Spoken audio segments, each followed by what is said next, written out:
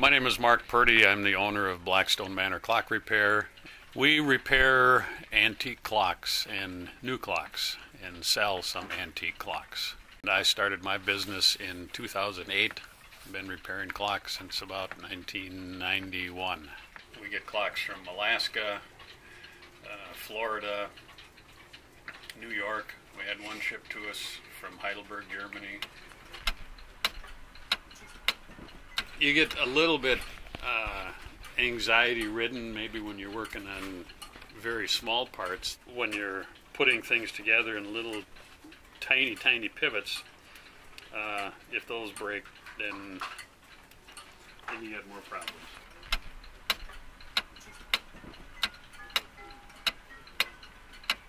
My name is Geoff Simmons, and I've been repairing clocks here for about 6 years. So we can tackle just about any clock that a customer will bring in. So there's a lot of attachment to the clocks. To some people it's associated with an individual, a person. Other times it just provides for their house. There's like an ambience that the clock provides, with its either it's ticking or it's chiming or it's gonging on the hour. Really, it doesn't have anything to do with what the clock is worth monetarily. It's more, their sort of emotional attachment to it.